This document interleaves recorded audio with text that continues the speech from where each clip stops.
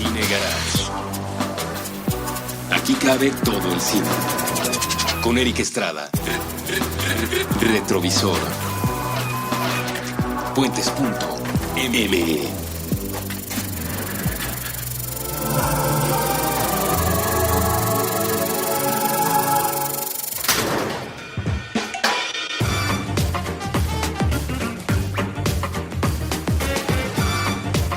Hola, muy buenas, yo soy Eric Estrada, les doy la más cordial bienvenida al episodio 666 de Cine Garage en Puentes, un episodio que se volvió muy particular.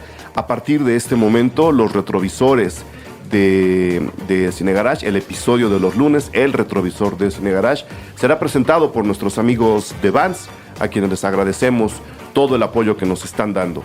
Y este episodio 666, ellos lo eligieron para comenzar esta colaboración. Ya explicaremos por qué. El invitado es Rodrigo Alcocer.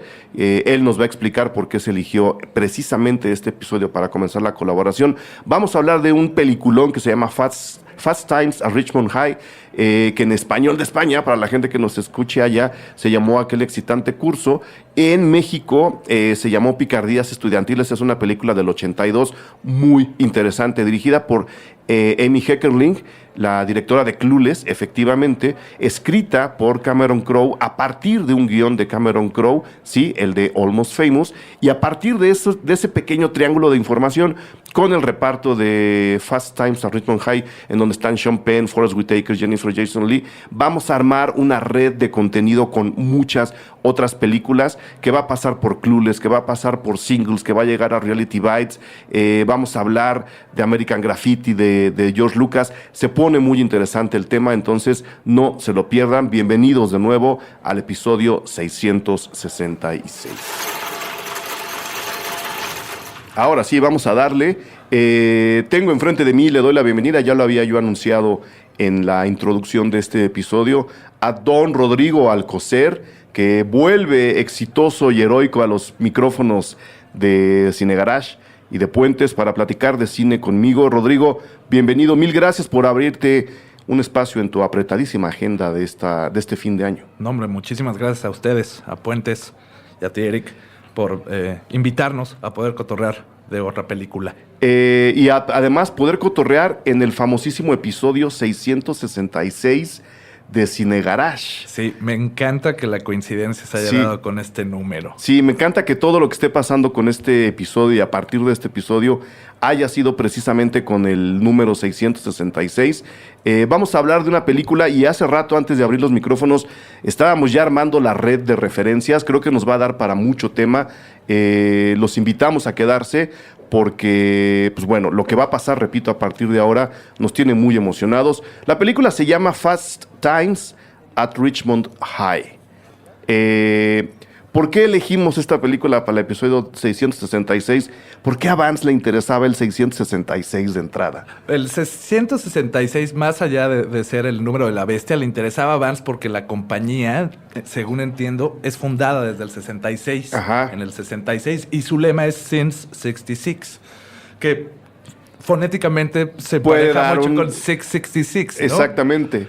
Y bueno, la combinación, te digo, no pudo caer en mejor momento. ¿Y por qué nos interesa Fast Times at Richmond High? ¿O por qué le interesa Fast Times at Richmond High a Vance? Es porque esta película esencialmente prolongó y podríamos decir que incluso salvó el negocio del señor Vance, Van Doren, porque tiene la particularidad que uno de los personajes memorables, digamos, de todas las películas ochenteras y de todas las películas de high school es Jeff Spicoli, que es uno de los actores, de los personajes de esta película. Y Jeff Spicoli, que es un slacker, es un cuate que se la pasa en el surf, pachequísimo, en las drogas, en el Reven. Creo que todos tuvimos un Spicoli en la prepa. Sí. No fuimos. No fuimos, pero yo sí tuve alguno. Digamos que uno surfeaba. Exactamente. Pero es importante porque usa un modelo de zapato que es el slip-on, que son las sandalias estas con los cuadritos. Ajá. Y de hecho Vans hace poquito, resucitaron un modelo especial de Fast Times at Richmond High con algunos detalles, ¿no? Pero es el Sleep on the Checkers. Y entonces por eso es tanta la relación de esto, ¿no? Este programa lo estamos grabando previo a, pero este domingo se proyectó, ya podemos hablar en pasado. Sí, porque ustedes lo van a escuchar el lunes. Sí, pero apenas ayer se proyectó en Autocinema Coyote. Ajá. Y pues voy a decir que estuvo fantástico. porque no es la primera proyección que hace Vance, además, no, proyectan a cada rato. Se ponen padres. Exactamente. Pero entonces vamos a decir que estuvo fantástico. Se puso bien padre. Sí, esperemos no pase nada, ¿no? Así No creo. En las noticias. Yo prometo portarme muy bien. Perfecto. Bueno, entonces ese es el interés de esta película que, digo, da un montón de tela para que ya sabes, como siempre, los tiremos a hablar de otras películas y de otras cosas y de otros temas. Que es la otra parte padre del 666. Siempre que has venido a hacer programa conmigo, pues sí, tenemos una película central como eje, pero acabamos dando 27,000 referencias, sí, ¿no? De películas que además probablemente no hemos visto, pero sabemos de qué van, o acabamos conectándolas por uno o por otro lado, ¿no? Sí, y se convierte en este juego de cuántos grados de separación de Kevin Bacon, o aquí sería pues de Sean Penn. Aquí es de Sean Penn, que es quien interpreta a Jeff Spicoli, que lo estábamos viendo. Bueno, antes que nada, la sinopsis es la sinopsis típica de la película de preparatorianos que van a dejar de ser preparatorianos y que están viendo qué onda con la vida. Y es muy particular de su momento, ¿no? La película es del 82, entonces sale en el 82 y esencial, o sea, cuando hay que hablar de que esta película está basada en un libro que hace otra persona de cine, que es Cameron Crowe. Cameron Crowe. Y Cameron Crowe tiene esta historia que, si bien vimos en Almost Famous, es un cuate que no hizo la prepa y se fue a ser reportero de Rolling Stone. Y a partir de eso, ya es Almost Famous. Pero hay un momento en los 70s, 80s, en el cambio de la década, donde la revista Rolling Stone se va a Nueva York y pues él no se va a ir a Nueva York en ese momento. Entonces se le ocurre a los 20... Él es además como de la costa oeste, ¿no? Él es completamente California, es Los Ángeles. Sí. Y él en este momento dice, no, pues ¿sabes qué? Propone meterse de infiltrado a sus 20 años a una prepa para vivir la prepa que él no vive. Y empieza a documentar y armar esta historia a partir de los distintos grupitos, que siempre, los cliques, ¿no? Las pandillitas que siempre hay en la prepa.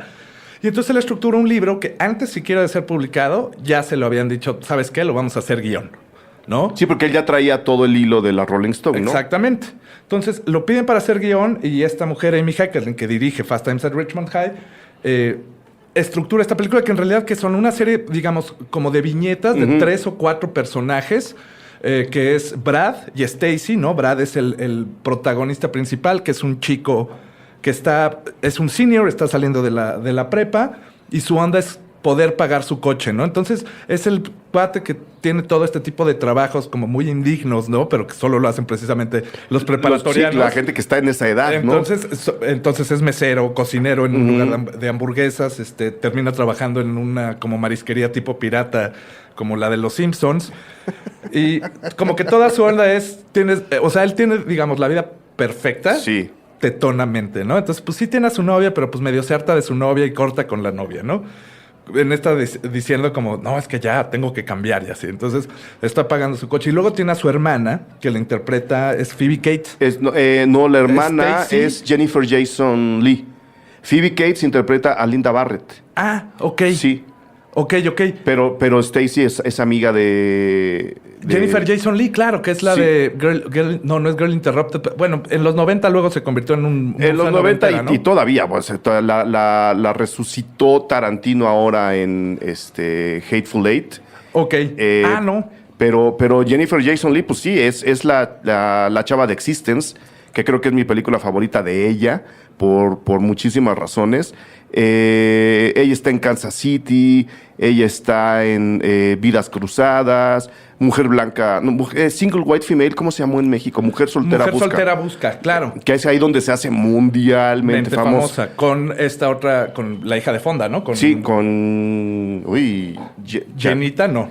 Jackie Fonda, no. Bueno... Con la señorita Fonda. Con la señorita Fonda, que de repente también desapareció del mundo. La perdimos. Pero bueno, regresando. Entonces son Stacy y Brad, que son los hermanos.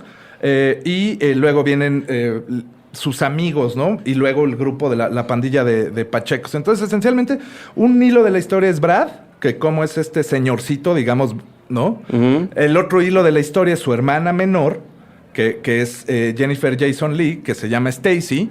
Y es como, pues bueno, es el despertar, pues la pérdida de la virginidad Claro. de esta chava, luego el encuentro con un cuate que le gusta y que quiere, y hay una historia donde... Ella como que tiene esta necesidad de enamorarse, ¿no? Sí, y de quedar, o sea, como de finalmente empezar a forjar este tipo de relaciones muy preparatorianas. Bridget Fonda. ¿No? Bridget Fonda, exactamente. Saludos, Bridget. Y bueno, la historia de ella yo creo que es la de más profundidad dramática, ¿no? O como el hilo de empatía, yo creo, ¿no? Que es esta chica que pierde su virginidad con un tipo mayor, la manda al diablo y después se enamora del amigo calladito del farol Ujú. de la escuela. Ujú. Y ahí tienen relaciones, ella se embaraza, ¿no? Bueno, o sea, sí, ella se embaraza y decide tener el aborto. Ujú. Pero en ningún momento este hombre, como es tímido, el hombre pues evidentemente no se hace responsable, o sea, injustificadamente toma una serie de decisiones muy de adolescente, precisamente. Y el clímax de la película pues, se da cuando ella va a tener el aborto, que la acompaña su hermano, y este chico pues como que se sorprende, confronta y dice, oye, ¿por qué pasó esto? No tengo dinero, bla, bla, bla. Terminan, al final lo que es interesante, ese es el otro hilo dramático, obviamente todo acaba en el prom, ¿no? Ujú. O sea, todos los hilos te llevan La famosa al prom. fiesta de La graduación. fiesta de graduación donde Que de hecho, pues la gente que esté viendo Stranger Things van a ver que pues, la idea de esos años, de esas cosas y de este Sí. tipo de historias de tenemos que madurar, tarde o temprano acaban en una fiesta de graduación. ese momento, Sí. en una fiesta de graduación Sí. y posteriormente cuando hablemos de las otras películas que se pueden desprender de Exacto. esto, es porque es un gran pretexto, digamos, en el guión para juntar a todas las historias. Es Back to the Future. Exactamente. Sí, sí. O sea, entonces todo se enfrenta ahí. Ujú. Y en este momento, la otra historia es la de este hombre, Jeff Spicoli, del que hablamos, pues que es el stoner de la prepa, que Ajá. se la pasa surfeando, que durante toda la película su rivalidad es con el director, con el maestro, y el momento del clímax para él, digamos, es mientras todos están en el prom, a él el maestro de la escuela le dice, yo no te voy a dar tu graduación Ujú. hasta que me convenzas de que aprendiste. Entonces, esencialmente se pasa la noche del prom con su maestro recibiendo la lección, Sí. ¿no? Y entonces, esa es la conclusión. Es una de estas películas que además tiene este recurso de que son viñetas que no se entretejen desde el principio, sino que solo se entretejen acá. Y al final acaba también de esta forma muy ochentera de película con el final es la fiesta, pero las escenas de los créditos diciéndote, pues bueno, este cuate terminó Sí. haciendo tal cosa, ¿no? Este cuate terminó haciendo tal cosa. Y lo que es como muy chistoso es empiezan a combinar distintas cosas y bueno, Sean Penn, que es Jeff Spicoli, Ujú. termina salvando a Brooke Shields. Creo que sí, salva a Brooke Shields y el dinero del rescate se lo gasta en un concierto de Van Halen, creo. Ajá. O sea, haciendo una tocadota, haciendo una fiestota, ¿no? Y entonces, digamos, te dan esta conclusión de que todo se arregló y todo se fue. Claro, Fue bien. claro. Y es chistoso porque creo que sí es bien interesante lo que decíamos, ¿no? Que es un modelo de película que viene, ¿no? De American Graffiti, esencialmente. Directamente, sí. Y que luego se acaba ramificando de formas bien interesantes con películas conectadas a veces directamente y a veces nomás por la casualidad. Digo- ¿Ibas a decir algo? No, o sea, lo que estábamos, o sea, como que esta genealogía de las películas de la prepa, podríamos decir que es American Graffiti, Sí. ¿no? Y luego la rama como de las raunchy comedies, ¿no? Las picarescas, Porky's, Venganza de los Nerds, Los Estudiantes se divierten, ¿no? O sea, como toda esta cuestión ochentera de películas donde el pretexto era tener chavitas que enseñaran las lolas. Claro. ¿No? Era el pretexto, lo cual Ahora- es muy raro. Bueno, no es raro, es muy interesante cómo ha cambiado la dinámica o cómo podemos ver esas películas. O sea, las veías en los 80s y pues decías, pues sí, pues la chavilla, ¿no? Sí. Pero ahorita te pones la cabeza y decir, pues en ese momento un güey de 50 años que puede estar viendo esa película y la fantasía es que es alguien que acaba de entrar a la universidad Ajá. o que está en la prepa Está muy friki, ya que te puedes a pensarlo. A mí me entusiasma mucho que la primera referencia que haya soltado sea la de American Graffiti, porque bueno, y ahora vamos con el nombre en español de la película, que no lo hemos dicho y que también tiene su onda. Porque Brad, como dices, la ilusión de Brad es comprarse su coche. Sí. Y American Graffiti es todo alrededor de los coches. Sí, como el freeway es el espacio público de los gringos y los estacionamientos son los espacios públicos y el mall. Sí te hablan mucho de esta época moderna, ¿no? Te hablan de esa época moderna y te hablan mucho de la necesidad de madurar y de romper con el pasado de este tipo de personajes adolescentes que ya no quieren ser adolescentes. El coche es el viaje hacia la libertad del típico personaje americano, es estar en su casa, tener su primera bicicleta y poderse salir con sus cuates a andar en bicicleta. Y es E.T. Stranger Things, ¿no? Exactamente. O sea, es toda esta rama de los teens. Exactamente. ¿No? Y luego el siguiente paso es tener tu coche. Por eso los hermanos mayores de Stranger Things tienen su coche. Por eso tus hermanos mayores tienen el coche. Es como ya poder salir, como dices, a la carretera, al espacio de todos, a estar con todos e idealmente... Lejos de tus papás. Lejos de tus papás, que es la idea, ¿no? Que es también la noción del college, que es la otra transición. Porque a la hora de tener tu coche ya te puedes ir a la universidad. Sí. No importa dónde esté, te llevas tu coche con tus chivas y dejas a la casa de atrás. Eso es típicamente americano. Sí. Y eso es padre porque, aunque no está retratado aquí de esa manera, sí conecta con la idea de Brad diciendo, lo que yo quiero es salirme de mi casa ya. Sí. Ya. ¿Y cómo me voy a salir de mi casa? Cuando tenga mi coche. ¿No? Entonces, ahí está nuestra primera conexión con American Graffiti para que... No, sobre todo para la gente que no conozca American Graffiti. Sí. ¿No? Que es yo creo que el George Lucas menos conocido de la historia de estos años. Y es cuando American Zoetrope y toda esta banda eran rebeldes, de verdad, sí, ¿no? O sí, sea, sí, sí eran rebeldes y estaban contando estas historias que no se contaban de esa manera, o sea, y Brian De Palma es parte de esta escuela, o sea... Scorsese es parte de esa escuela. Entonces tienes esta gente que hace estas películas súper densas, súper fuertes, con un montón de violencia, muy contundentes, y uno de estos... era George Lucas, sí, ¿no? O sea, era compa de ellos. Claro. ¿No?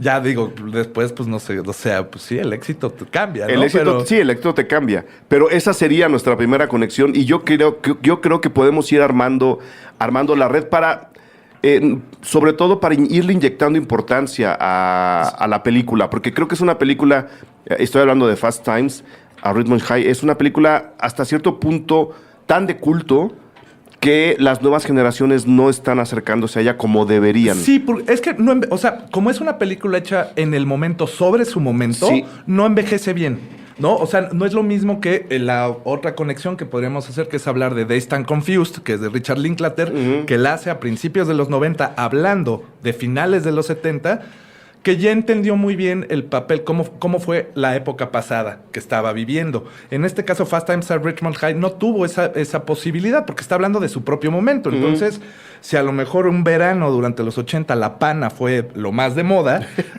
a lo mejor aquí en ese momento... Digamos otoño, que la pana da mucho calor, Rodrigo. Sí. Pero, o sea... en la película se ve reflejada como algo que a lo mejor no te conecta tan fácil. Exacto. Pero pues ya que lo ves 10 o 20 años después, pues es muy fácil decir, claro, la referencia. O sea, y creo que esto tiene mucho que ver con el soundtrack, por ejemplo. A ver. El soundtrack de Fast Times at Ridgemont High no tiene nada. Ese no lo tengo en la memoria. La película sí, pero el soundtrack no lo tengo en la memoria. Ese es el tema. Siempre que hablamos de estas películas que se van al pasado o las típicas de los 90, el soundtrack lo tienes muy presente. ¿Por qué tenemos muy presente el soundtrack? Porque sí es memorable. Porque le juegan a la nostalgia, Exacto. Además. Le juega a su momento. Y si somos súper sensatos, no hay nada que digas que legendario o me acuerdo. O sea, creo que hay están las Go-Go's, que, híjole, las Go-Go pues, son de culto. O sea, tampoco, no es como que todo el mundo diga. No.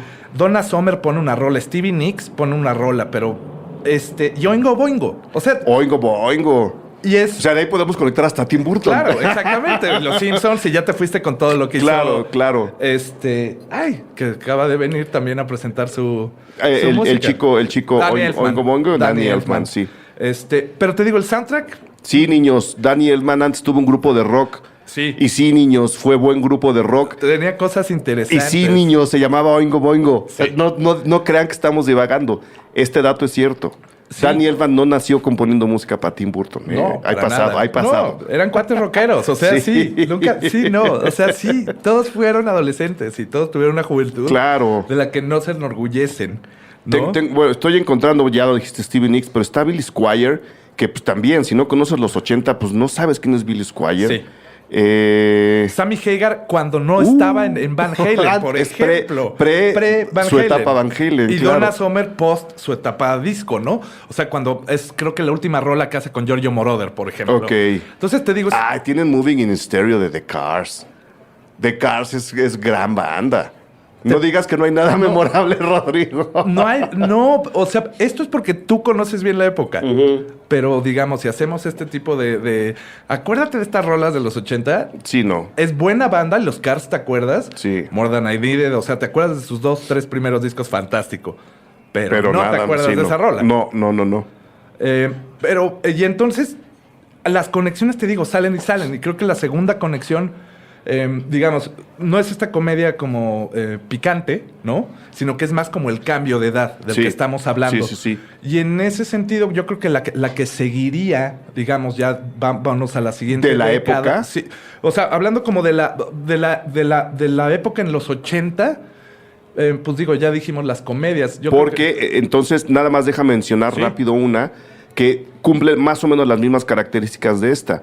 Es una película de los 80, sobre los 80, que creo que el tema también de salgamos de la preparatoria, este mundo no nos comprende, está muy clavado, The Breakfast Club. Claro, sí, ¿No? cierto. Sí, que está hecha 4 años después. Ajá. Y que también es dirigida por alguien generación MTV. Ahorita te digo bien el reparto y la ficha técnica. Pero, claro, sí llega como mucho más al tema del sentimiento y sí se convirtió más icónica. Es de los John 80. Hughes. Ok. Es de John Hughes y tiene a las otras estrellas ochenteras. A todos. Desde Emilio Esteves y Paul Gleason hasta Judd Nelson, que también lo perdimos, y Molly Ringwald, que era Claro. pues como la reina de los 80, ¿no? A mí siempre me pareció más interesante la gruñona. Ali Sheedy. Sí, Sí, mucho claro, más, por supuesto. mucho Es que más. tú y yo fuimos niños dark. Sí, Por eso. Exactamente. Nos gustaban... Sí, no nos exacto. gustaban las chicas de rosa, Sí, nos gustaban las la chicas rubia de de rosa negro. no era la de negro con sí, pelo negro. Yo era niño dark. Sí. Por eso, pero bueno, no quería dejar de mencionar a Claro. The Breakfast Club, que cumple más o menos lo mismo. Su banda sonora, aunque ahora es más memorable porque es una película más conocida, pues tampoco tiene así que digas, uy, las grandes rolas representativas de los 80. No, pues digo, es nada más el tubazo de Don't You Forget About Y Me, ya, ¿no? y ya. Y de ahí 16 Candles también o sea, te digo, se van desprendiendo Sí, como sí, estas sí, sí. películas. Y digo, es que si ya te clavas ahí, hablando del coche, pues estaban estas de los Corys, ¿no? Cory Feldman y Cory Haim, las de Permiso para Manejar, ¿no? Que era de nuevo esta otra fantasía inversa del preparatoriano que se liga a la supergüera Claro. por el coche, ¿no? Te digo, hay como muchísima tela, muchísima tela. Creo que aquí lo que es muy interesante es como que se entretejen muchísimos caminos, porque por un lado está el tema del guión de Cameron Crowe, Sí. ¿no? Que entonces es Cameron Crowe, que si te lees como la historia de Cameron Crowe sería hablar de Almost Famous, ¿no? Que es la película con la que se hace súper famoso, pero que retrata cuando él tiene 16, 17 años y se convierte en reportero para Rolling Stone. Es como su flashback, Exactamente. ¿no? Su propio flashback. Exactamente, sí. No, le encanta hablar de sí mismo. Solo habla de sí mismo. todo es brutal. él, todo es él. Y de ahí hace esta Fast Times at Richmond High. Creo que luego hay una especie de continuación que se llama Too Late o... Se llama, a ver, en orden tiene como guiones. Aquel excitante curso, que es el nombre en español de España. Sí. De Fast Times. Y el español latinoamericano es Picardías Estudiantiles. Picardías estudiantiles. Para que vean, para que no se quejen de los nombres de ahora. Luego tiene la serie de tele que se llama Fast Times. Después de Jóvenes Alocados, una película del 84, dirigida por Art Linson. Que es The Wildlife. Es la continuación. The que son- Wildlife, exactamente. Que esencialmente es continuar con los chavos que no van a la universidad, sino que se quedan trabajando después de la prepa y viven en una especie pues en un conjunto. Es como una segunda habitacional. temporada, pero en película. Sí. Y de ahí se va, digo, la que podríamos decir es Singles. ¿no? Singles, que sería como su segundo gran trancazo. Sí. ¿no? Y que es previo a Almost Famous, de hecho, ¿no? Sí. Pero Singles ya nos lleva, o sea, nos está llevando a lo que estabas comentando fuera del aire, que son la generación X. O sea, son estas películas que nos retratan a la generación X, ya sea al principio de la generación X y al final de la generación X, cada vez más gris la situación y Sí. Porque, pues, de alguna forma, y voy a tratar de explicar a la generación X en 2 minutos, lo cual es completamente imposible, pero desde el punto de vista de Fast Times, están retratando a chicos, adolescentes nacidos que a finales de los 60, a principios de los 70, que ahora tienen entre 13 y 17 años, ¿no? A esa edad, como dices, tu primer trabajo te empieza a liberar de tu casa, pero resulta que el primer trabajo es lo que, a partir del libro de Stuart Copeland, se conoce como el Mac Job, el Mac trabajo. Pues yo trabajo haciendo hamburguesas, yo trabajo vendiendo pizzas, y eso les daba apenas para vivir, prometiéndoles supuestamente un futuro cuando ellos consiguieran un mejor trabajo. Pero sí les da para vivir. Sí les da para vivir, y entonces, es el origen, a partir de esto, de lo que terminará convirtiéndose en el gig economy, en el que vivimos también ahorita, en el que se vive mucho, digamos, en el primer mundo, más bien, ¿no? Que es, pues, tienes una chambita que te da una lana, da para vivir al día. Mientras tu sueño es... Porque la promesa en los 80 era, este modelo económico en algún momento nos va a dar a todos la gran riqueza y la gran prosperidad. Y Reagan te lo decía. Exactamente. Y se marcó con Bush y pensaron que sí iba a hacer eso, ¿no? El modelo fracasa, como se veía venir, y todos ahora tenemos Mac Jobs, nada más que se llaman de otra forma. Sí. Yo trabajo en una agencia, ¿no? Yo hago mi podcast en Cine Garage. O sea, es el trabajo que te da para vivir, pero nadie tiene realmente ahorros, ni pensada la pensión, ni una jubilación asegurada. Digna. Ni digna, ¿no? Y como lo rompieron los Gen Xers, los típicos, pues es porque se morían a los 20 y tantos de un pasón, ¿no? Que es esta otra idealización también de este momento que tampoco es cierta, ¿no? Entonces, de alguna forma, picardías estudiantiles se llama en México. Sí. De alguna forma, picardías estudiantiles retrata a la generación X en el origen de la generación X. Cuando la generación X está saliendo al mundo y diciendo, estas son nuestras caras. Y tienen expectativas. Exactamente. ¿no? Porque todos tienen sueños muy claros. En ese momento, todo el mundo tenía esas expectativas. Pocos sabían, yo creo que no nada más Chomsky y Bernie Sanders sabían que eso iba a fracasar tremendamente, ¿no? Entonces, sí hay un retrato de la generación X, como no lo hay en Breakfast Club, por ejemplo. Breakfast Club es más romántica. Sí, es Breakfast Club te da mucho también esta fantasía gringa de tú solo eres tú, ¿no? No es lo que son tus papás, no es lo que ha sido tu familia, no es el modelo donde has vivido, ¿no? Por eso funciona muy bien en el aislamiento, claro. Y por eso funcionan estando aislados, ¿no? Por eso estamos conectando a Fast Times con solteros, con singles, que de nuevo es el siguiente trancazo de Cameron Crowe, ahora también como director. Sí. No, en Fast Times él hace el libro, él hace el guión y lo filma esta chica, Amy Heckerling, que ahora volvemos a ella, ¿no? Sí, porque esas conexiones también están padres. Se salta a la siguiente generación. Temáticamente, digamos que Cameron Crowe sigue contando esa historia de esa generación, probablemente sin saber que pertenece a ella. No sé en qué año nació, pero creo que sí es generación X. Sí, él completamente es eso. Contando esa historia de esa generación en su momento, que es el 92 en Seattle.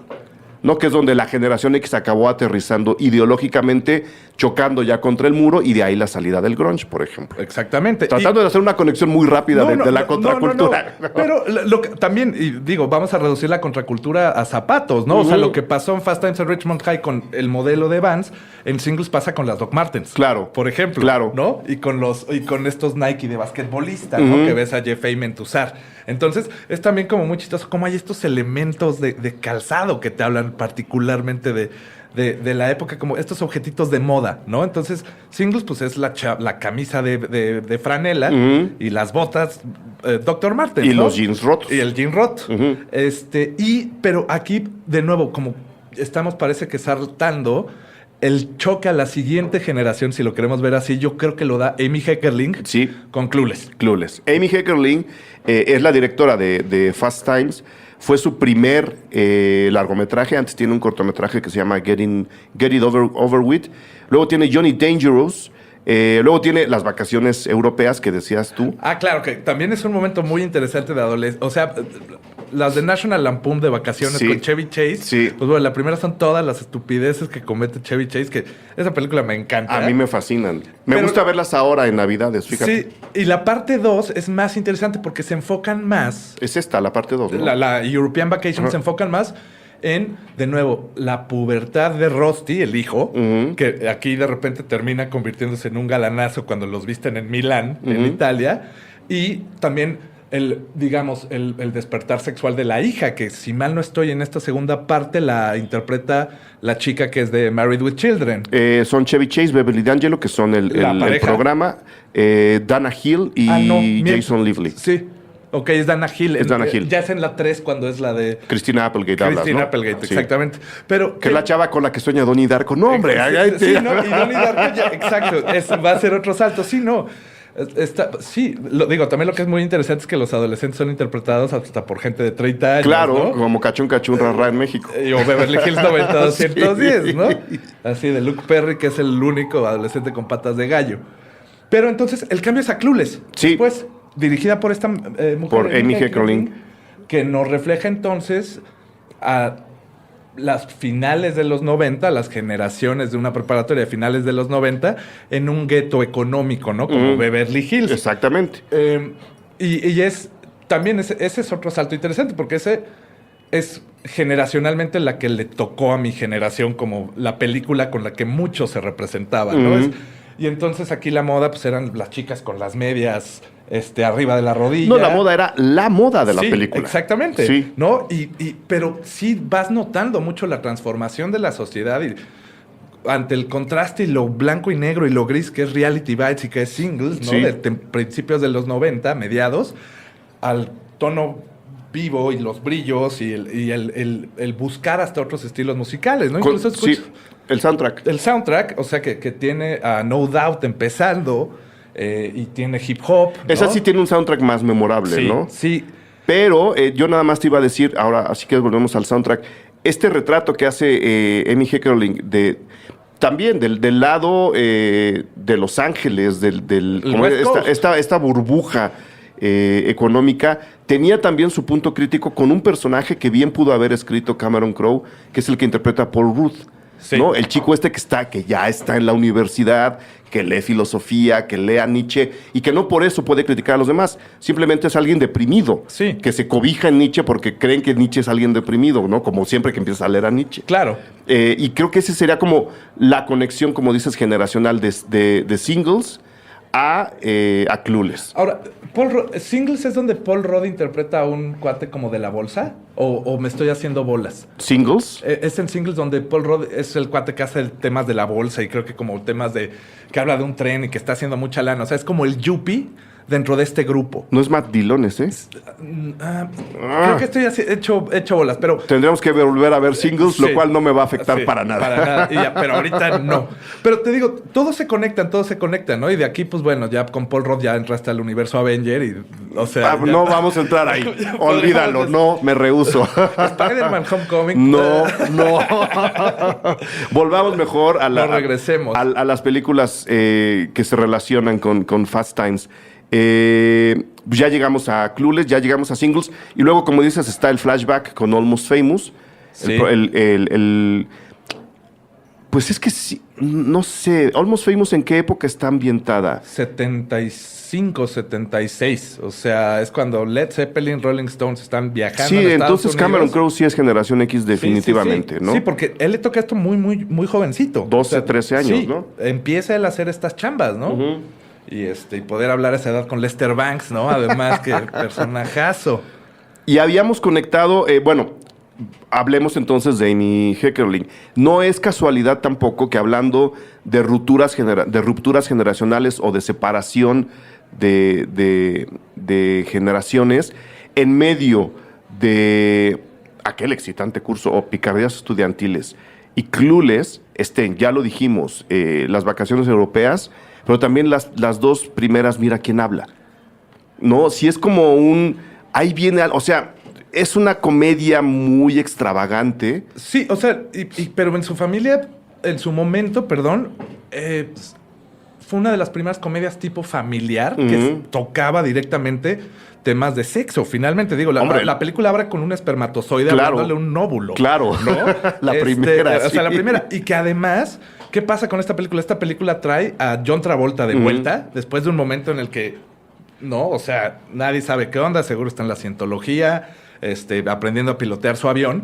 Pero es el primer comeback de John Travolta antes de que Quentin Tarantino lo rescate otra vez para Pulp Fiction. Exacto. ¿No? Entonces, eso es muy interesante también de esta película, que sí es la primera que nos enfrenta como una comedia familiar que empieza a hablar como de sexo, no explícitamente, pero abiertamente.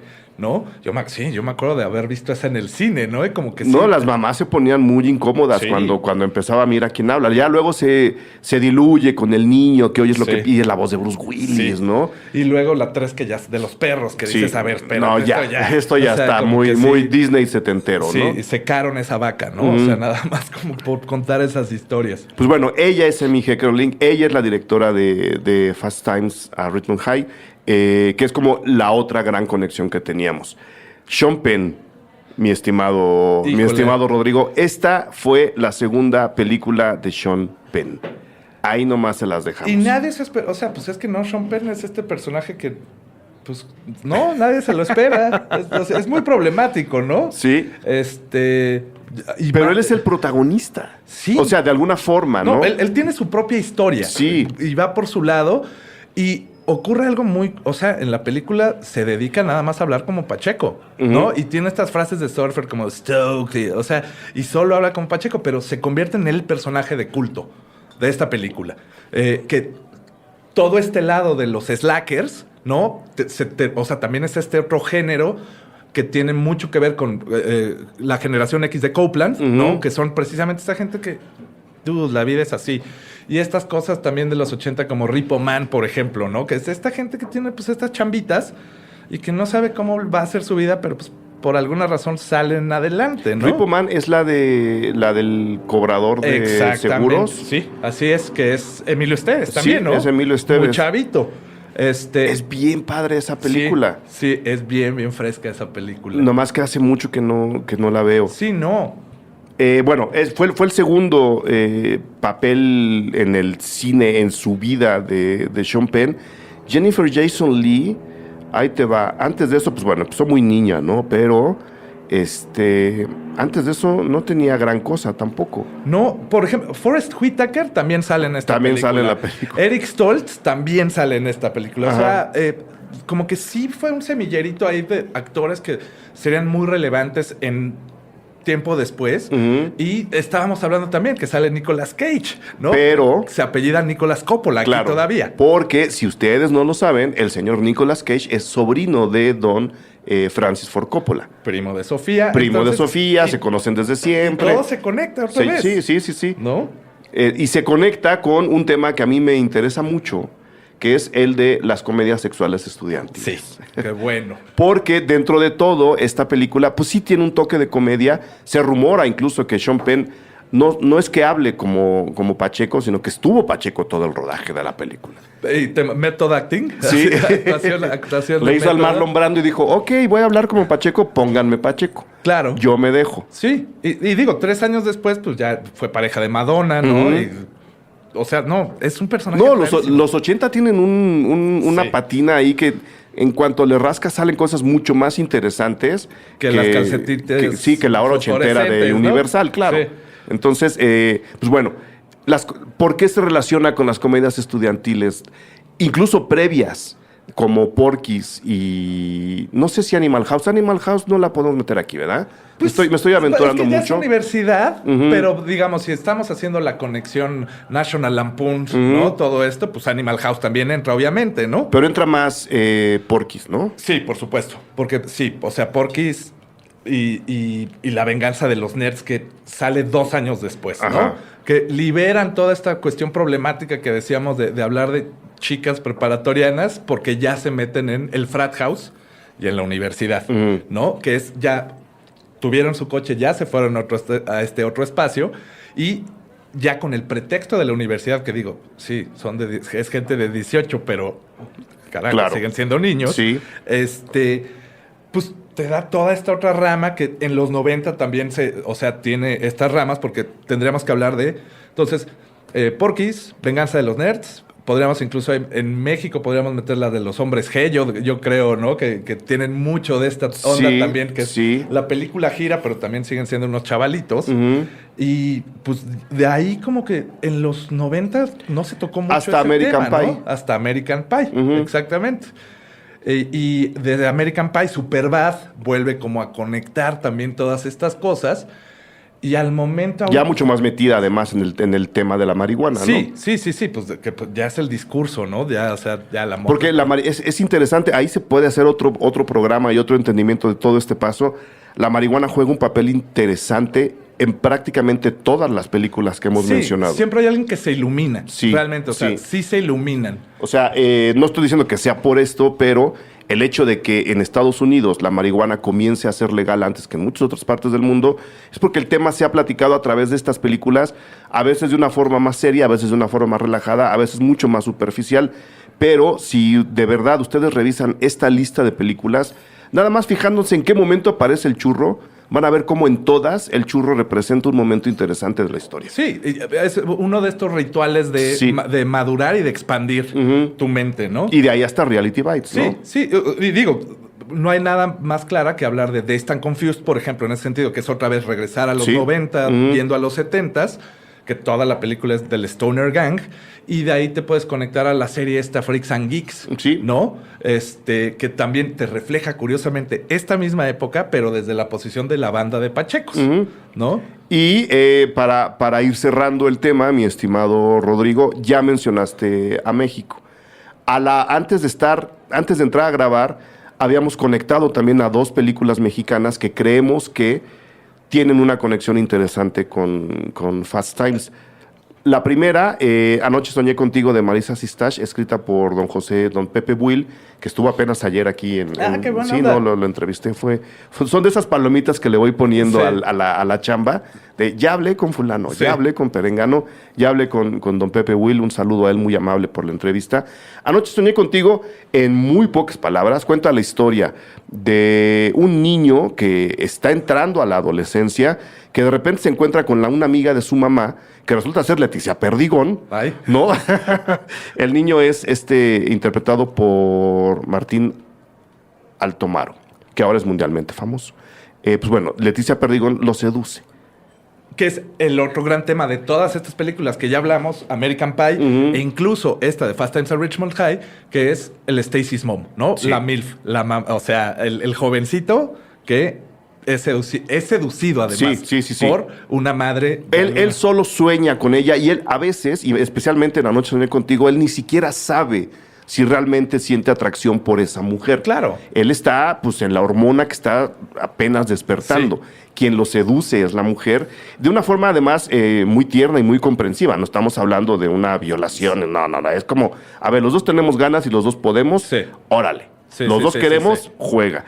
Y curiosamente, Anoche soñé contigo es del 92, del mismo año de Singles, Sí. que es lo que estábamos viendo hace rato. Y después la otra, pues, es Y tu mamá también. Y tu que mamá nos también. conviene el road movie, Ujú. ¿no? También indirectamente la seducción de una mujer mayor, Despechada. despechada. Y de ahí ese es como el road movie de México, ¿no? Ujú. Cuando no tienes el pretexto de irte a la preparatoria, de irte a la universidad para liberarte de tu familia, en este caso se convierte en el viaje a Maruata o el viaje a alguna de estas playas, Sí, ¿no? sí. Que sí, o sea, los rituales de transición son diferentes, ¿no? Evidentemente, y se reflejan de manera diferente. Entonces, sí, esas son las que conectarían del lado nacional. Quizá después estábamos hablando que temporada de patos igual, en el sentido de los chicos aislados, no sé qué tanto. Y luego Güeros, que funciona como este road movie, ciudad. Interno en el momento donde pues, el director le toca entrar a la universidad, que Sí. es la misma transición, que es la huelga de la UNAM, ¿no? De principios de los 2000. Entonces, pues creo que ya amarramos. Ahí hay un círculo interesante que lo queríamos hacer para ponerlo a consideración. Sabemos que vienen las vacaciones, sabemos que mucha gente, afortunados ellos que no tienen un Mac trabajo como el nuestro. Yo amo mi Mac trabajo, la verdad, lo hago con mucho gusto, no me voy a quejar. Obviamente me gustaría ganar más, pero eso no es culpa de nadie más que del sistema. Exactamente. es Nada el más sistema. culpa del sistema. Tienen chamba, van a tomar vacaciones, tómense las vacaciones, traten de unir estas películas. Prácticamente todas se pueden conseguir en algún momento. Plataformas de distribución facilitas. O Blu-ray, DVD, sí. En una de esas las pasan en la tele. Traten de armar ese vínculo y van a ver cómo una película con un nombre en español tan ridículo como Picardías Estudiantiles, que en realidad se llamó Fast Times at Richmond High, tiene mucha tela. No me extraña que la hayan elegido para la función especial de este film. Es la última función que va a hacer Vance ahorita este año, sí. Pero habrá más y les avisaremos. Seguramente. Y no, ya esta colaboración va a continuar entonces. Esta colaboración va a continuar a partir de este momento. Los retrovisores de Cine Garage van a ser presentados por nuestros amigos de Vance. Entonces, Rodrigo, ¿algo más que quieras agregar? ¿Algún dato que se nos haya ido ahí? ¿Alguna apreciación, aplauso? Yo creo que nada más y pues bueno, agradecer a todos ustedes y a ti, Eric, por la invitación. Y entonces pues estemos en contacto. Seguro. Cualquier cosa aquí pregunten, aquí les respondemos. Mil gracias, nos vemos pronto. Este fue el episodio 666 de Cine Garage en Puentes. Qué maravilla. Qué maravilla. Vale, gracias.